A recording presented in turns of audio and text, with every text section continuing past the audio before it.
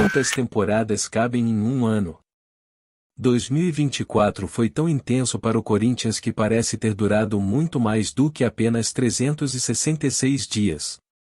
O clube passou por uma grande reformulação em seu elenco, deu adeus a ídolos, contratou um astro internacional e, embora tenha lidado com diversas crises, terminou em alta, com uma reação histórica que deixa a torcida otimista para o que vem pela frente.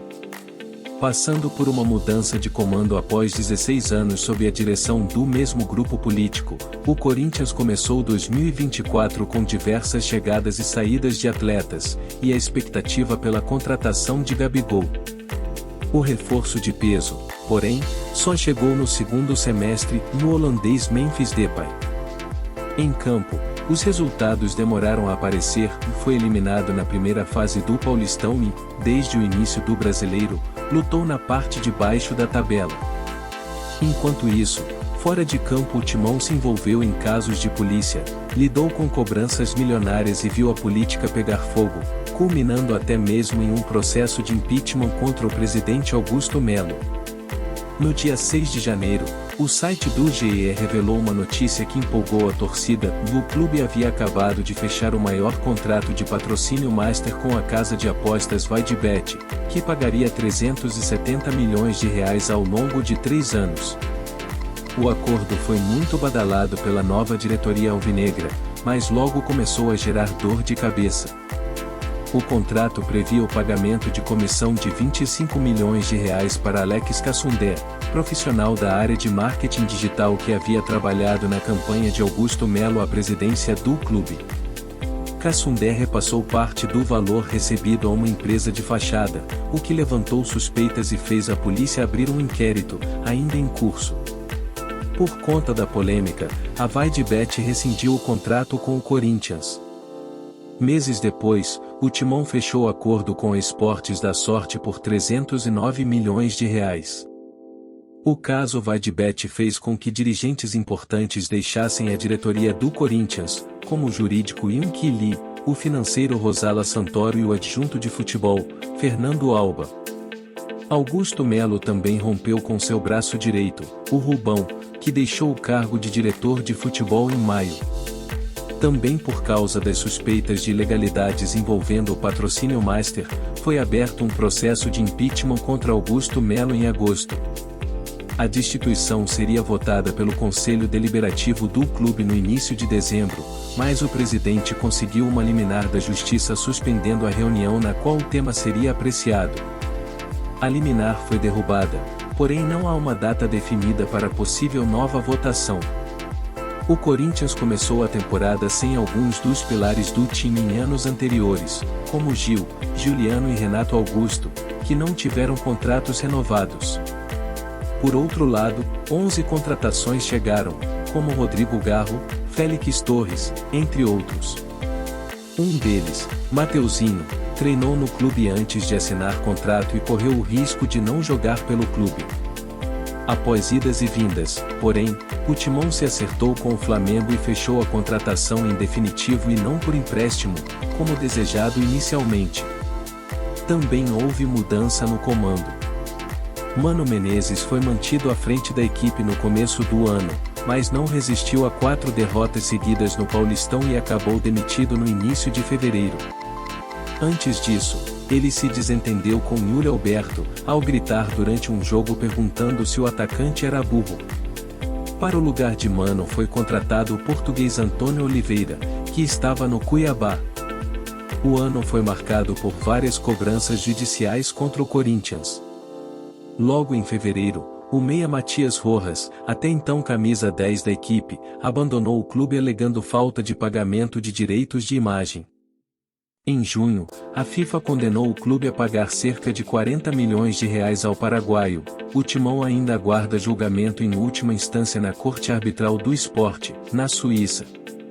Empresários também moveram processos milionários contra o clube, casos de Carlos Leite e André Cury.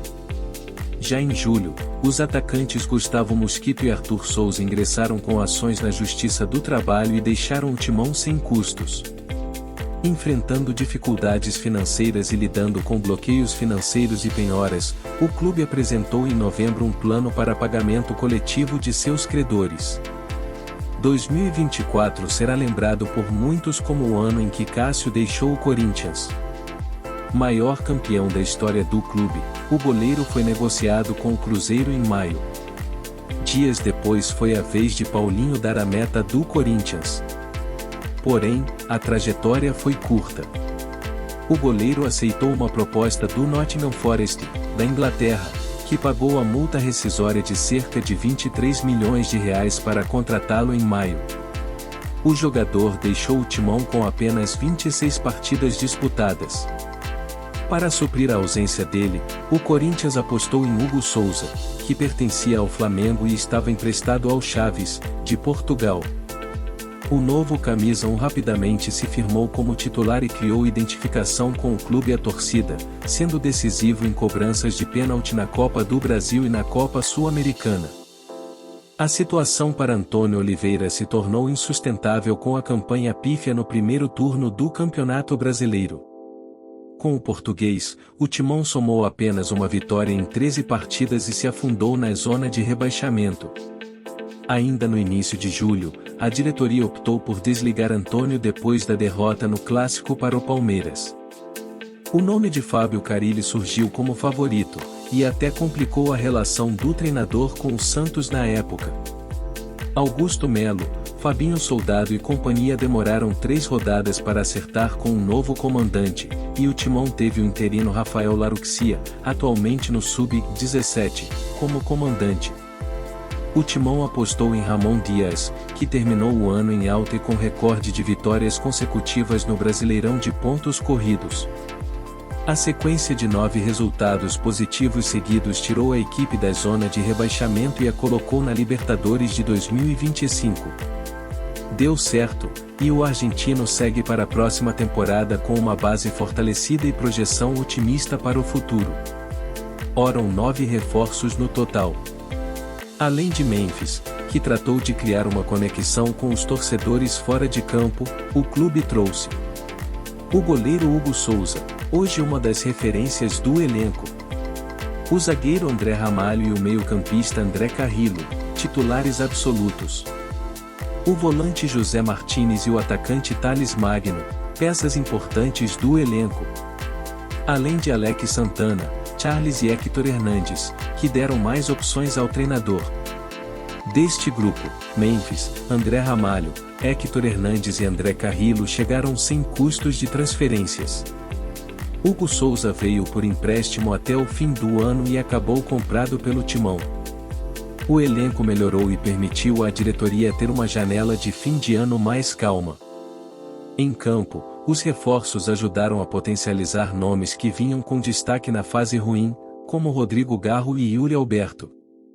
O argentino terminou como principal garçom do Brasileirão e eleito melhor meia, enquanto o centroavante finalizou o ano como artilheiro da Série A, com 15 gols. Houve amargor no fim do ano do Corinthians.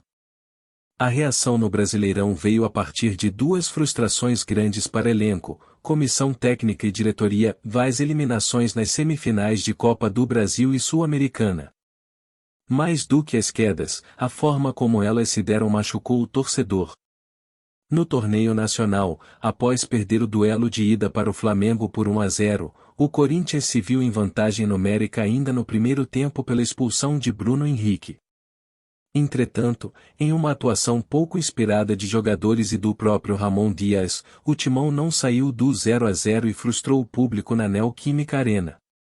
Na Sul-Americana, o empate por 2-2 em casa contra o Racing Argentina tornava a missão complicada. Porém, mesmo com o cilindro lotado, a equipe saiu em vantagem logo no início, com gol de Yuri Alberto, e teve a chance de ampliar com Rodrigo Garro. Ficava drama. Da 18ª posição na 29ª rodada, o time finalizou a série em 7º com 56 pontos, a apenas 3 da zona de classificação direta para a fase de grupos da Libertadores. A reação consolidou uma formação escolhida por Ramon Dias, deixou um elenco fortalecido e confiante para um 2025 menos tumultuado, pelo menos dentro de campo.